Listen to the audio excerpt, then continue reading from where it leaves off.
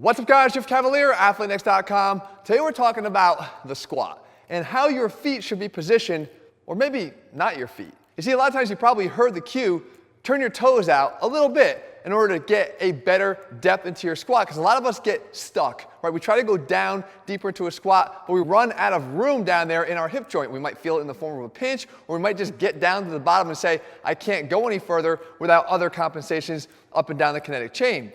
But the problem a lot of times is in the cue. Toes out is not going to solve your problem. You need to think more up the kinetic chain towards the knees, because we need those knees to be out. And the difference here is the feet themselves have a bit of external rotation capability that are a bit independent from what's going on above it. And by the way, this is a pretty badly cracked fibula. Don't let this happen to you if you're going to go try to squat. Ignore this. This part I'm talking about is the foot. So you want to make sure that you're not just turning your toes out, because they can move relatively independent from what's going on above. Not entirely, but relatively. We have much more ability to create what we're trying to do when we focus on getting the knee itself externally rotated, turned out. Why? Because when we get to the hip joint itself, what's getting stuck a lot of times is the ball in the socket. That acetabulum, whether it's faced too far forward, the orientation itself is what causes issues for people or makes it different between one person and the other. So when I bring my leg up, if the leg isn't rotated enough, what happens is, as I come up to the front here, I actually hit a bony block. Right, when I get to a certain amount of flexion here, I have a bony block and I can't get any higher. You can see right here I've run out of room. But what if I can get into more external rotation, and that's by focusing on what's happening at the knee, as I get up to here, you can see how much deeper I can go. I freed up that bony block by clearing it with more external rotation. So instead of cueing your feet, you do this. You get in this position here and you turn your knees out. And what it does is a few things. Number one, it gives us the ability to get more contribution and activation of the adductors because they're on a little bit more of a stretch.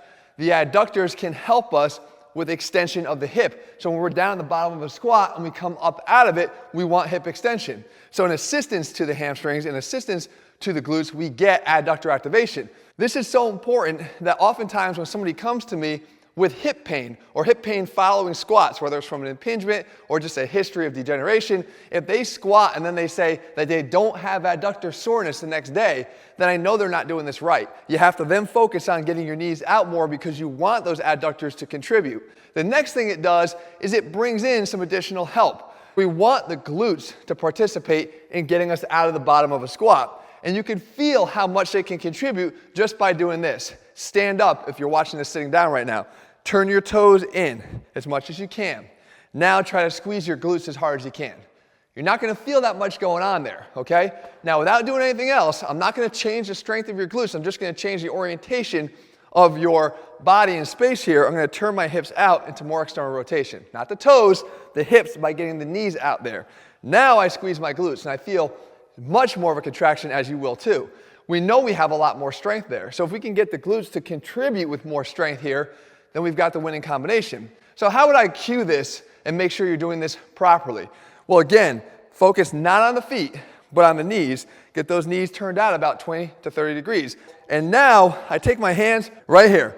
And I want you to take your hands and put them right here in the creases of your legs, right in that hip joint. Now visualize sitting down, having the pelvis drop right down so that just like I showed you as that leg went up into flexion, you got to drop that pelvis down in between. So if I'm right here, I drop straight down until my hands hit the floor.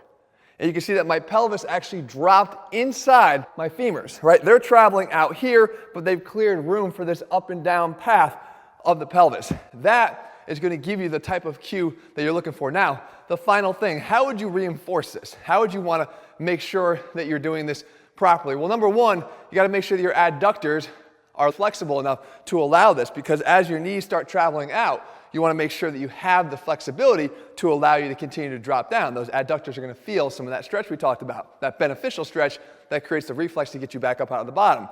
And the other thing is, you want to make sure that you do strengthen the external rotators of the hip. And I like to do it out of a flexed position. So one of my favorite things to do is a simple clamshell exercise. Just laying on your side, placing the band just above the knees, having the hips flexed here, and then of course working on external rotation strength of the glute medius from this position. The addition of this stretch and this exercise are really there just to reinforce what it is we're focusing on, and that is cueing you better to not focus on just the position of the foot, but more importantly on the knees. And by the way, when your knees are traveling out, they're going to find that it's a little easier for them to track out over those toes. And again, going beyond the toes is something that I've done an entire video about why it's important to allow your knees to track that way. It's just going to be a lot easier for people when you don't have to go all the way in the sagittal plane. You have some of this tendency to move out into the frontal plane. That's going to make that all a hell of a lot easier for you to execute. All right, guys, I hope you found this video helpful. Make sure you try this out. If you're having any problem at all in getting down to depth, or you feel that bony block or impingement in your hip, this is going to help you tremendously. If you're looking for programs, guys, where we put the science back in strength, step by step, all of our plans are laid out over at ATHLEAN-X.com. If you haven't done so already, make sure you click subscribe, turn your notifications so you never miss a new video when we put one out. All right, guys, see you soon.